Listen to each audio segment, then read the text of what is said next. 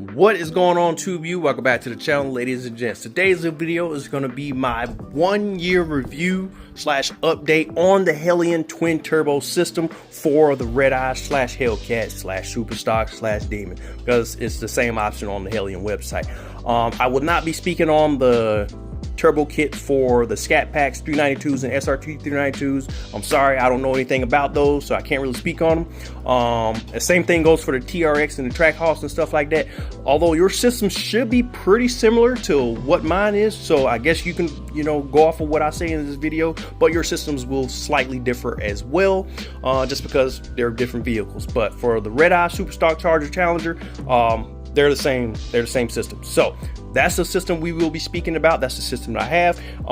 And for me, I roll with the 6466s. So if you go to their website, there's a couple of options. There's your base 62s, your 62R, 6466s, and then a couple of options above what I have. I chose the 6466s because I felt like they were the best mid route. They gave me enough. They weren't too big to where I have to worry about spool time and anything like that, but they are big enough to allow me to grow into them if I need, way more power down the road.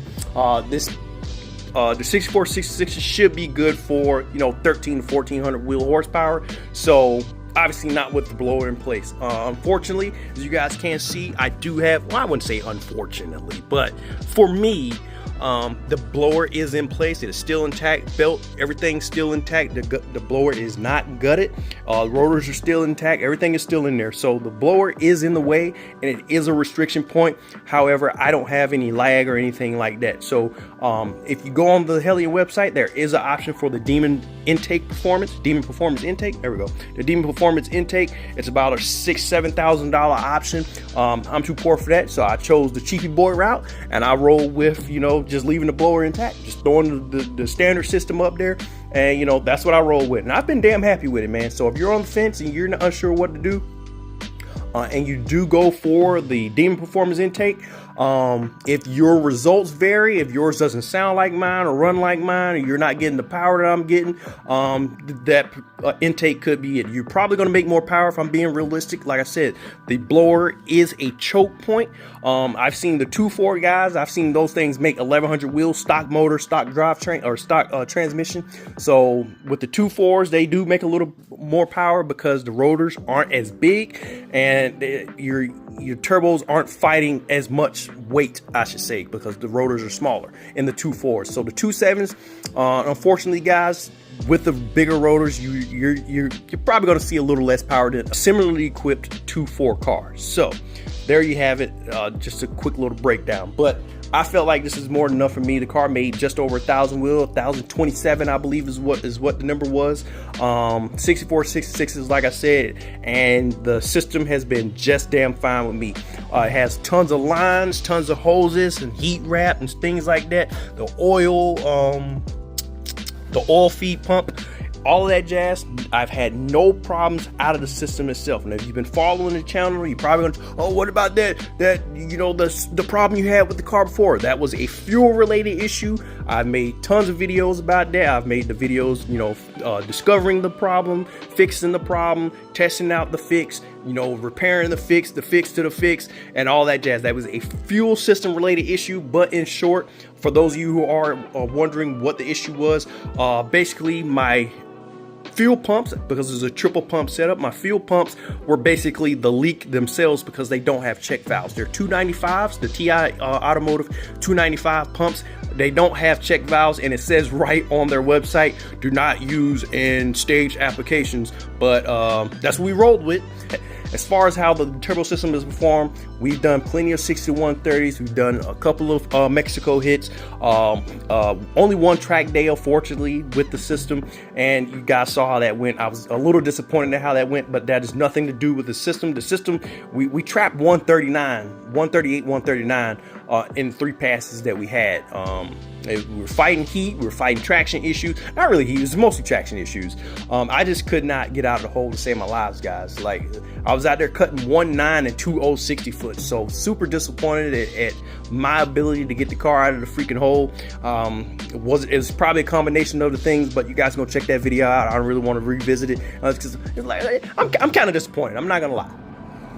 But as far as the system itself, it performed flawlessly, man. Like I said, we went out there, we were trapping 139, so that lets me know that it's working damn good. My 6130 is 2 seconds faster than stock. My best stock time was like 7.6. But my average time was like low 8s, 8.1s, 8.2, stuff like that. But my best bone stock time with the Redeye was a 7.6, and with this card, the fastest I've been is like a 5.5. And she's running and she's doing a damn good job, so I got no complaints there. Like I said, as far as all the lines, the hoses, and all that stuff has been holding up just fine. But I do have a few minor complaints, and we'll jump into this first one right here, and I'll try to show you guys as best as I can. Where's my flashlight? Try to get that back. Actually, let me turn my flashlight on my phone. Maybe that'll help. Because I tried to show you guys, but my little flashlight, I don't know what's wrong with it. It just keeps, it's like getting way too hot. Oh, there we go. Turn it down a little bit. It was like on max mode, and on max mode it gets like stupid hot. But anyway, my first complaint, and I've said this in like one other video, is gonna be some of the clearances under here. So there's my turbo, obviously, and here's the cold side of the turbo. So you see that little black mat right above the turbo? I just threw that on yesterday. I'm a little disappointed it took me this long to think of a solution to this. But if I started up in the morning and I go driving around, if the road is super bumpy, that turbo actually hits the bottom of the freaking frame. And I'm trying to lift you guys up so you can see it. But see, right there, you see the turbo has been taking damage. So while it's not a terrible hit, like it's not going crazy all the time, but when I hit bumps, if the bumps are bad enough, that turbo will hit the frame, as you can see. So my solution was put something in between the turbo and the freaking frame, because I don't really want to get up under there with a hammer or anything, or a pry bar and try prying down on it or prying up on it against the turbo system. That would just be no bueno. So I figured, one, it's the cold side of the turbo, so hopefully it doesn't get too hot from the hot side over here to where the point where it just melts off and disintegrates. I haven't driven with it yet. I just put this on yesterday, so next time I take it out, I'll let you guys know if my little solution worked. But hopefully it holds up and it freaking works. As you can see, for those of you wondering about dust and stuff, yeah, this is a somewhat daily driven car, so it is pretty dusty up under here. And yeah, so a lot of dust gets on the stuff, and that's going to get into one of my other points. I'll get into it in a little bit. So my complaint number one is the fact that this side makes contact with the frame. Can that be fixed with the turbo positioning and stuff like that, or something else? Or I'm not sure, maybe, but I don't want to get up under there taking stuff loose and then it just turns into more of a headache, or I make it worse somehow. So I figured, let's just try this first, see how it goes. Maybe it'll work, maybe it won't, but hopefully it works. So that's my little solution for that, and that's my first complaint about the system. So we'll hop on the other side, we'll take a look at the second one. All right, so complaint number two, yeah, my flashlight isn't bright enough on the phone. So complaint number two is gonna be this hose right here. You guys see that one? This little guy right here. So for those of you who've done an oil change recently, where the hell does your oil filter sit? Right the hell above that pipe, right? So right where that pipe runs is where the oil filter is, and it turns oil changes into a little bit of a cleanup. So your options are to just deal with the cleanup, clean the pipe off, hit it with some degreaser, make sure you wipe it down thoroughly after every oil change, or remove this pipe for every oil change. I'm not doing that, because I just told you, making a brake connection seems like way more of a headache than freaking just cleaning up a goddamn pipe. So I'll just clean up the pipe and just deal with it. Like, sure, it's a little bit of a pain in the ass. The oil drips all on it. You got to clean it up. You're having to reach around it, and if the filter is on too tight, you got to try to squeeze a wrench up in there to try to help you get it off. So it's kind of a pain in the ass. But that's going to be complaint number two. Not a deal breaker by any means, but just a heads up that, you know, that's one of the things you're going to run into if you do your own oil changes. Thing number three is going to be maintenance related as well. So you see this guy right there? This tube right here where my finger is. There's a big old filter sitting on top of that tube, and it's on both sides on both turbos. So both turbos have their own filters. How the hell am I supposed to clean that? So it's a pain in the ass. I'm gonna be real with you. I'm probably not gonna do it. I'm probably not gonna do it. I'm probably getting robbed of a little bit of horsepower right now, because those filters they come with the system and they're sitting way up there, so way out of the way of water and dirt and debris and stuff like that. But I'm in a very dusty place. Look how dusty this freaking pipe is right here. Look how dusty everything is up under here. So you can only imagine what that filter is looking like. Can you guys even see it? Yeah, there you go. You can kind of see it. See how far I can get y'all up under there. Yeah, there's the filter. Like I said, both of them stick up there. So that's going to be thing number 3, is trying to find a way to maintain and clean those filters or replace them when the time comes. Only 4,000 miles. I don't remember seeing anything in instructions on how often I need to be cleaning that freaking filter, but that's going to be thing number 3 on my list.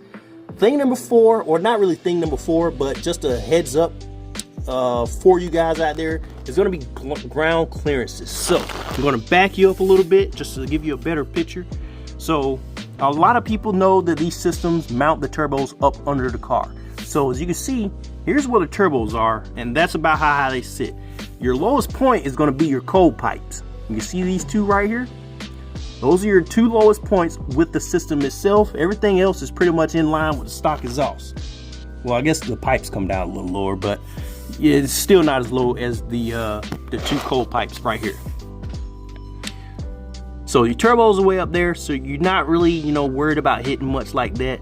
I know that's a huge worry for some people looking into the system is, well, what about the turbos? What about bumps and debris and road hazards and stuff like that?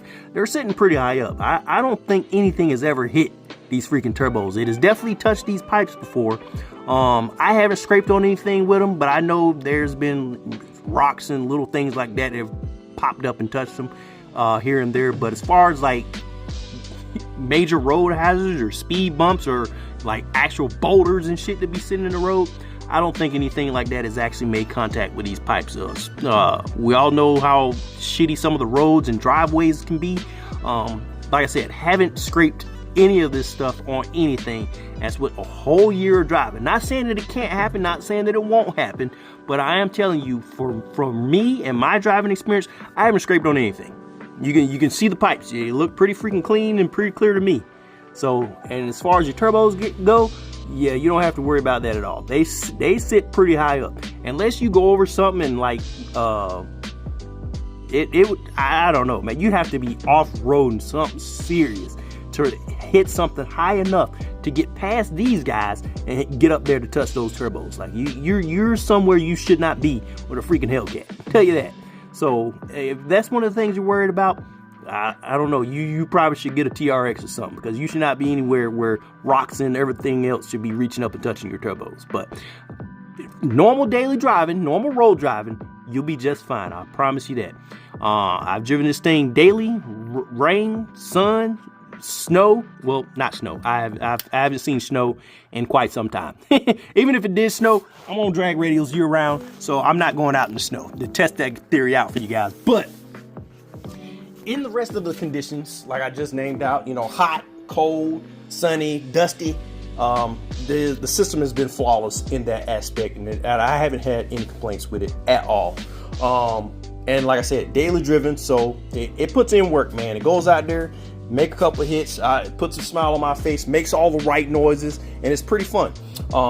And then there's the conversation piece of it. So I never really pop my hood when I go to like car shows or Cars and Coffee and stuff. But this past Sunday, I was like, I'll pop the hood, whatever. We'll see who actually has an eye for this. And I pop the hood, and everyone, they start coming over and they start looking, and it starts catching a little bit of attention, because you're like, wait, why does it look so weird up under here?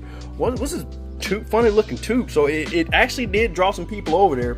And finally, a couple of the dudes, they pulled me over there. Hey man, I gotta ask you, why do you have a blow-off valve in your supercharger intake? And I was like, oh, you guys noticed that. Well, there's 2 little reasons, and then we get into explaining the setup and everything like that. So they found they got a kick out of it for sure. And I didn't think it would get any type of attention, but I figured, yeah, what the hell now? Let's pop the hood. And it actually did get some love. That's the most love I've ever seen the system get. So If you want that cool little conversation piece, there is that. I pop my hood with my old Hellcat, and it doesn't draw any type of attention. Just you see the pulley, it is about it. Oh, it's a bolt-on setup. So if you want that attention piece or some type of attention grabber, I would say, of course, a big old Whipple is definitely going to draw some attention. When they see that big old 3.0 sitting up top or 3.8 sitting up top, that will definitely draw some attention. But aside from that, I think this actually catches more attention than I was ever expecting it to as well. So for the people who do have a keen eye for it, and those guys did, so kudos to them. It is a nice little conversation starter at car shows and car meets. But that's if they know what the hell they're looking at. And those guys did. So, but yeah, I think that was everything I wanted to talk about. My other video was like 20 minutes long. I felt like I was rambling and stuff like that. So I wanted to make sure I covered everything as fast as possible without missing anything. And I'm pretty sure I did. And if I did, please feel free to drop any questions, concerns, or comments like that you may have. Just drop them down below and I'll make sure to get back to you. Other than that, if it's your first time stopping by, like, subscribe, hit the bell icon so you guys get a notification when these types of videos go up. So go to the Instagram channel at low376slow, all one word. I'll put it down in the description. And if you have any questions, shoot them over there as well, because sometimes I may not get your notifications from YouTube. So feel free to shoot me a question over there on the Instagram and I'll definitely get back to you. But other than that, TubeU, until next time, I'm out. Peace.